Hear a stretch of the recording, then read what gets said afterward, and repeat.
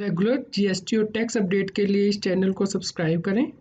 Friends, आप TDS, income tax, GST और accounting software audit trail के साथ कंप्लायंस आसानी से कर सकते हैं। इन सॉफ्टवेयर के डेमो देखने के लिए आप हमें मोबाइल नंबर के साथ ईमेल कर दीजिए taxil@gmail.com पर। नमस्कार दोस्तों, 45th जीएसटी काउंसिल मीटिंग 17 सितंबर 2021 को लखनऊ उत्तर प्रदेश में हुई। इस मीटिंग में बहुत से डिसीजन लिए गए जीएसटी एक्ट के अंतर्गत चेंजेस करने के लिए, जिसके बारे में कि हम इस न्यूज़ में डिस्कशन करेंगे। जीएसटी काउंसिल मीटिंग में डिसाइड किया गया कि ITC4 को फाइल करने के लिए रिलैक्सेशन दी जाएगी।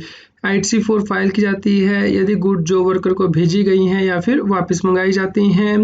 अब जिन टैक्स पेयर की annual turnover preceding financial year में 5 करोड़ रुपये से ज़्यादा होगी, उन्हें ITC4 6 मंथ्स में एक बार फाइल करनी होगी, और जिनकी टर्नओवर 5 करोड़ रुपीज़ तक है उन्हें ITC4 एनुअली फाइल करनी होगी। इसके लिए जल्द ही नोटिफिकेशंस जारी किए जाएंगे। इसके अलावा जीएसटी एक्ट में एक बदलाव बैक डेट से किया जाएगा, यानी कि 1 जुलाई 2017 से। वो है जीएसटी एक्ट के अंतर्गत इंटरेस्ट चार्ज करने की जो प्रोविज़न है उसमें ये डाला जाएगा कि यदि व्यक्ति ने इन एलिजिबल ITC अवेल भी कर लिया है और यूटिलाइज भी कर लिया है तो ही उस केस में उसे 18% इंटरेस्ट पे करना होगा। लेकिन यदि उसने अभी तक इन एलिजिबल ITC सिर्फ अवेल किया है, यूटिलाइज नहीं किया है, तो उस केस में उसे इंटरेस्ट पे करने की आवश्यकता नहीं पड़ेगी। तो फ्रेंड्स, इसके लिए जल्द ही जीएसटी एक्ट में अमेंडमेंट की जाएगी। जिन टैक्स पेयर का अनयूटिलाइज्ड बैलेंस रहता है CGST या फिर IGST में, वो उसका नॉर्मली रिफंड क्लेम करते हैं, लेकिन अब इसमें चेंजेस किए जाएंगे, यानी कि जिन एंटिटीज़ का पैन नंबर सेम है लेकिन वो डिफरेंट स्टेट में रजिस्टर्ड हैं, तो अब वो अपना बैलेंस एक GST नंबर से दूसरे GST नंबर में ट्रांसफ़र कर पाएंगे कैश लेजर में से। इसके लिए जल्द ही नोटिफिकेशन जारी किया जाएगा, जिसमें कि कुछ कंडीशन भी होंगी। जीएसटी एक्ट में नए सर्कुलर जारी किए जाएंगे, जिसके द्वारा के इंटरमीडिएट सर्विसेज का स्कोप क्लैरिफाई किया जाएगा। इसके अलावा एक्सपोर्ट ऑफ सर्विस के केस में जहां पे merely establishment of distinct person word use किया गया है, उसे क्लैरिफाई किया जाएगा। यानी कि यदि कोई कंपनी इंडिया के अंदर इनकॉर्पोरेट हुई है कंपनीज एक्ट के अंतर्गत और किसी और कंट्री में भी इनकॉर्पोरेट हुई है किसी और कंट्री के एक्ट के अंतर्गत, तो वो सेपरेट लीगल एंटिटीज़ मानी जाएंगी और उस केस में भी वो एक्सपोर्ट ऑफ सर्विसेज का बेनिफिट ले सकती हैं। कुछ जीएसटी से रिलेटेड इशू को क्लैरिफाई किया जाएगा। आज की डेट में आप जीएसटी एक्ट के अंतर्गत इनपुट एज क्रेडिट क्लेम कर सकते हैं फाइनेंशियल ईयर के ख़त्म होने के बाद सितंबर मंथ के लिए जो ड्यू डेट होती है जीएसटी रिटर्न को फाइल करने की। लेकिन 1 जनवरी 2021 से जो डेबिट नोट यदि कोई टैक्स पेयर इशू करता है तो उस केस में जो है relevant financial year debit note के इशू से देखा जाएगा, ना कि वो डेबिट नोट किस इनवाइस से रिलेटेड है उससे, क्योंकि आज की डेट में जब इनवाइस इशू की गई थी उसे देखा जाता है ITC अवेल करने के लिए। तो ये चेंजेस के लिए क्लैरिफिकेशन इशू की जाएगी। इसके अलावा जो टैक्स पेयर इनवाइस जनरेट करते हैं उन्हें अब फिजिकल कॉपी टैक्स इनवाइस की कैरी करने की आवश्यकता नहीं होगी। इसके लिए क्लैरिफिकेशन जारी किया जाएगा। यदि किसी व्यक्ति का इन्वर्टर ड्यूटी स्ट्रक्चर है, यानी कि आउटपुट पे जीएसटी की रेट कम है और इनपुट पे ज़्यादा है, तो उस केस में जो अक्यूमुलेटेड ITC है उसका वो रिफ़ंड क्लेम कर सकता है। लेकिन जो गुड्स एक्सपोर्ट ड्यूटी के लिए लेवीएबल होंगी, यानी कि जिन पे कि एक्सपोर्ट ड्यूटी पे करनी ज़रूरी होगी, उनके लिए आप अक्यूमुलेटेड ITC का रिफ़ंड क्लेम नहीं कर पाएंगे। इसके लिए क्लैरिफिकेशन जारी की जाएगी। इसके अलावा जीएसटी एक्ट के अंतर्गत टाइम लिमिट के लिए जो कन्फ्यूज़न है कि यदि कोई व्यक्ति टैक्स रॉन्गली पे कर देता है, यानी कि किसी सप्लाई पे CGST और SGST पे कर देता है जबकि उसे IGST पे करना था, तो जो उसने गलत CGST और SGST पे किया है उसका वो रिफ़ंड कितने टाइम लिमिट के अंदर ले सकता है, इसके लिए भी प्रोविज़न इनकॉर्पोरेट की जाएगी CGST रूल्स में। इसके अलावा जीएसटी की कॉम्प्लायंस इंश्योर करने के लिए भी जीएसटी काउंसिल के द्वारा चेंजेस सजेस्ट किए गए हैं, यानी कि यदि कोई व्यक्ति रिफंड क्लेम करना चाहता है या उसकी जीएसटी की रजिस्ट्रेशन कैंसिल की गई है जीएसटी ऑफिसर के द्वारा और वो उसे रिवोक करवाना चाहता है, तो उसके लिए उसके आधार ऑथेंटिकेशन होना ज़रूरी है। यदि कोई व्यक्ति GSTR 1 को डिले से फाइल करेगा तो उस केस में उसकी जो लेट फीस है वो ऑटोमेटिकली पॉपुलेट हो जाएगी, जो वो GSTR 3 भी फाइल करेगा नेक्स्ट रिटर्न फाइलिंग पीरियड में, और उससे ये लेट फीस कलेक्ट की जाएगी। रिफंड के डिस्बर्समेंट प्रोसीजर में भी चेंज किया जाएगा, यानी कि जो बैंक अकाउंट लिंक किया गया है उस पैन से जिससे कि जीएसटी की रजिस्ट्रेशन ली गई है उसी में रिफ़ंड दिया जाएगा। और जीएसटी का रूल भी चेंज किया जाएगा, यानी कि यदि व्यक्ति ने पिछले टैक्स पीरियड की जीएसटी या 3B फाइल नहीं की है तो वो नेक्स्ट पीरियड के लिए जीएसटी 1 को फाइल नहीं कर पाएगा 1 जनवरी 2022 से। फ्रेंड, जीएसटी एक्ट के अंतर्गत सेक्शन 16 सब सेक्शन 2 के अंतर्गत नए क्लॉज को इंसर्ट किया गया है, यानी कि अब टैक्स पेयर तभी आईटीसी को क्लेम कर पाएगा यदि सप्लायर इनवॉइस अपलोड करता है। लेकिन ये सेक्शन अभी नोटिफाई नहीं किया गया है। जैसे ही ये नोटिफाई हो जाता है उसके बाद कोई भी व्यक्ति जीएसटी एक्ट के अंतर्गत इनपुट टैक्स क्रेडिट तभी क्लेम कर पाएगा यदि सप्लायर जीएसटी 1 और आईएफएफ में इनवॉइसेस और डेबिट नोट्स अपलोड कर देता है और टैक्स पेयर को वो जीएसटी 2B में रिफ्लेक्ट हो जाते हैं। तो इसके लिए रूल 36 सब रूल 4 में चेंजेस किए जाएंगे। इसके अलावा यदि मेंथा ऑयल लिया जाएगा अनरजिस्टर्ड पर्सन से तो उस केस में अब जीएसटी रेसिपिएंट को पे करना होगा रिवर्स चार्ज के अंतर्गत। इसके लिए जल्द ही नोटिफिकेशन जारी किया जाएगा। इसके अलावा जो व्यक्ति मेंथा ऑयल को एक्सपोर्ट करेंगे उन्हें लेटर ऑफ अंडरटेकिंग फाइल करनी होगी और इसके साथ ही इनपुट टैक्स क्रेडिट का रिफंड क्लेम करने के लिए भी जरूरी होगा। ब्रिक किलेंस के लिए स्पेशल कॉम्पोजिशन स्कीम लेके आई जाएगी। यदि टर्नओवर 20 लाख रुपये से ज़्यादा है 1 अप्रैल 2022 से ब्रिक्स पे जीएसटी के रेट 6% होंगे। यदि कोई व्यक्ति इनपुट टैक्स क्रेडिट क्लेम नहीं करना चाहता, यदि वो आईटीसी लेना चाहता है तो उस केस में 12% जीएसटी के रेट होंगे। Trends textile and footwear sector के लिए जीएसटी के रेट चेंज किए जाएंगे 1 जनवरी 2022 से, ताकि जो इन्वर्टेड ड्यूटी स्ट्रक्चर की वजह से करेक्शन करनी है वो हो सके।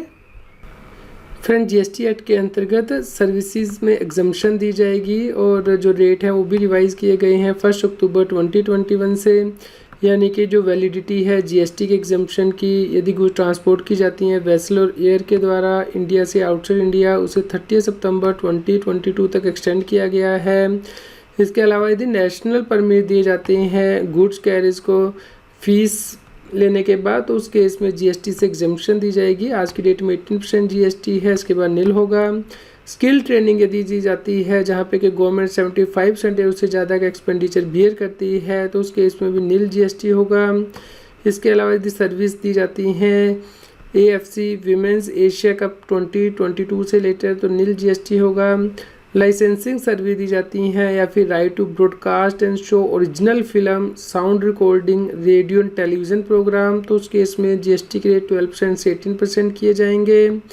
और printing and reproduction service of recorded media यहाँ पे के कंटेंट सप्लाई किए जाते हैं पब्लिशर के द्वारा, वहाँ पे 12% से 18% के जीएसटी के रेट किए जाएंगे। जो एग्जम्पशन दी गई थी leasing of rolling stock by IRFC Indian railway को वो विड्रॉ की जाएगी।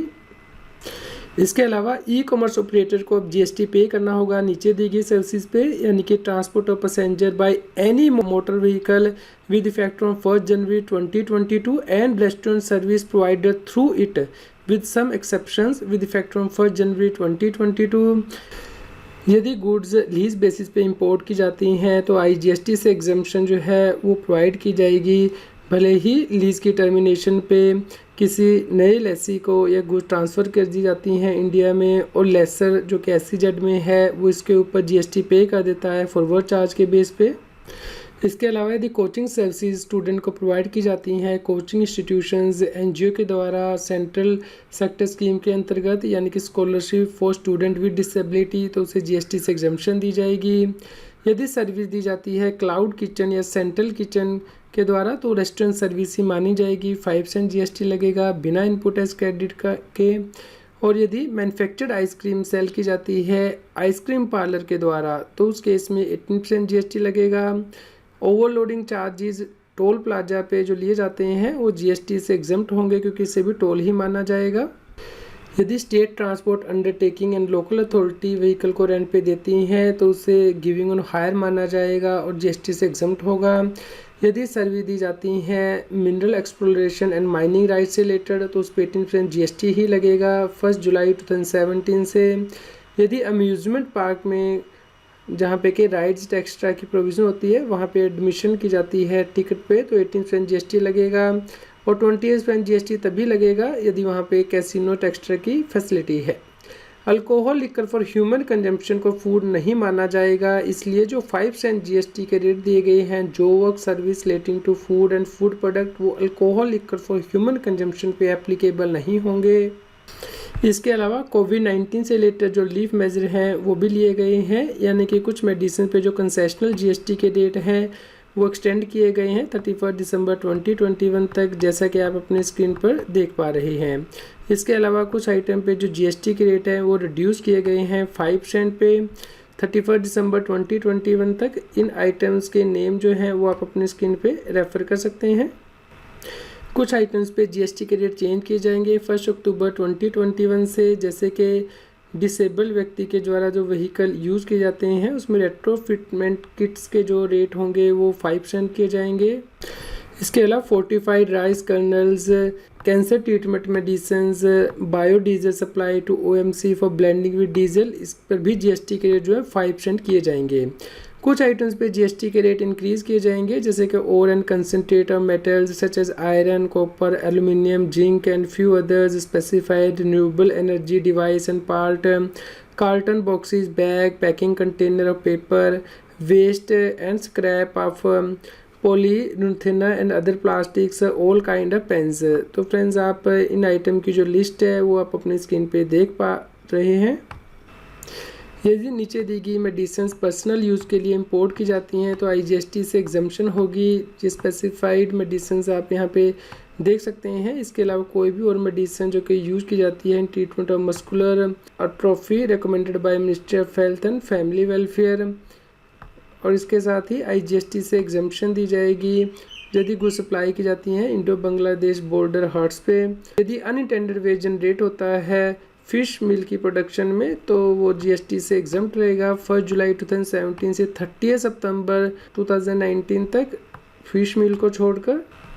इसके अलावा केरला हाई कोर्ट ने डिसीजन दिया था कि GST काउंसिल को कंसीडर करना होगा कि क्या स्पेसिफाइड पेट्रोलियम प्रोडक्ट को GST में लाना चाहिए, तो ये आइटम भी डिस्कस की गई है और GST काउंसिल ने डिसाइड किया है कि अभी अप्रोप्रिएट स्टेज नहीं है कि स्पेसिफाइड पेट्रोलियम प्रोडक्ट को GST के अंतर्गत लाया जाए। कुछ आइटम्स पर GST के रेट से रिलेटेड क्लैरिफिकेशन दी जाएगी, जैसे कि प्योर हीना पेस्ट पे जिसमें कोई एडिटिव नहीं होता है इस पर 5% GST ही लगेगा। Brewers spent grain, dried distillers grains with soluble and other such residue पे जो कि HS कोड 2303 में आते हैं इस पर 5% GST के रेट होंगे। All laboratory Regents and other goods जो कि हेडिंग 3822 के अंतर्गत आती हैं उस 12% GST के रेट होंगे। सेंटेड स्वीट स्पारी एंड फ्लेवर्ड कोटेड इलायची जो कि 2106 हेडिंग में आती है इस पर 18% GST के रेट होंगे। कार्बोनेटेड फ्रूट बेवरेज और fruit drink, carbonated beverage with fruit juice पे 28% GST के रेट प्लस 12% सेस होगा। इसके अलावा टमराइड सीड पे जो कि हेडिंग 1209 में आते हैं उस पर नील रेट है आज की डेट में, भले ही उसका यूज़ कुछ भी हो, लेकिन 1 अक्टूबर 2021 से 5% GST के रेट होंगे यदि आप उसे सोइंग के अलावा किसी भी और पर्पज़ के लिए यूज़ करते हैं। यदि टमराइड सीड सोइंग के लिए यूज़ करेंगे तो नील रेट होंगे। एक्सटर्नल बैटरी यदि सेल की जाती हैं UPS सिस्टम या इन्वर्टर के लिए तो एप्लीकेबल रेट होंगे, यानी कि 20% rate for battery other than lithium battery. And यदि आप UPS इन्वर्टर के साथ सेल करते हैं तो उस केस में 18% GST के रेट होंगे। रिन्यूएबल एनर्जी प्रोजेक्ट्स पे जो GST है 70-30 के रेशियो पे किया जा सकता है गुड्स और सर्विसेज के केस में, जैसा कि 1 जनवरी 2019 से प्रिस्क्राइब किया गया है। तो पीरियड 1 जुलाई 2017 से 31 दिसंबर 2018 तक के लिए भी आप इसके अकॉर्डिंग जो GST वो पे कर सकते हैं। और क्योंकि एम्बिगिटी थी एप्लीकेबल रेट की फाइबर ड्रम पे GST की, तो सप्लाई जो है 12% पे टैक्सेबल थी, लेकिन अब 18% GST होगा सभी प्रकार के पेपर पे, पेपर बोर्ड कंटेनर भले ही कोरगेटेड हों या फिर नॉन कोरगेटेड हों। इसके अलावा डिस्टिंक्शन बताई जाएगी फ्रेश फ्रूट में, ड्राई फ्रूट में और नट में। फ्रेश फ्रूट पे नील GST के रेट होंगे, जबकि ड्राई फ्रूट और नट पे 5% या 12%। यदि फार्मास्यूटिकल प्रोडक्ट 3006 हेडिंग के अंतर्गत आते हैं तो जीएसटी के रेट 12% होंगे, ना कि 18%। असेंशियलिटी सर्टिफिकेट जो प्रोवाइड किए जाते हैं डायरेक्टर जनरल ऑफ हाइड्रोकार्बन, यदि कोई व्यक्ति इंपोर्ट करता है तो वो सफिशेंट होगा। और जब भी आप इंटर स्टेट स्टॉक ट्रांसफ़र करेंगे तो आपको हर बार ये सर्टिफिकेट लेने की आवश्यकता नहीं पड़ेगी। इसके अलावा जीएसटी एक्ट और रूल की प्रोविज़न को चेंज करने के लिए भी जीएसटी काउंसिल मीटिंग के द्वारा रिकमेंडेशन दी गई हैं। फ्रेंड्स, ये सभी रिकमेंडेशन तभी एप्लीकेबल होंगी जब गवर्नमेंट सर्कुलर, नोटिफिकेशन या जीएसटी एक्ट में अमेंडमेंट कर देगी। इसके लिए हम आपको इन्फॉर्म करेंगे जैसे ही गवर्नमेंट ये नोटिफिकेशन या सर्कुलर जारी कर देती है। आप इस प्रेस रिलीज को डाउनलोड कर सकते हैं। इसका लिंक इस न्यूज़ की वीडियो डिस्क्रिप्शन में भी दिया गया है।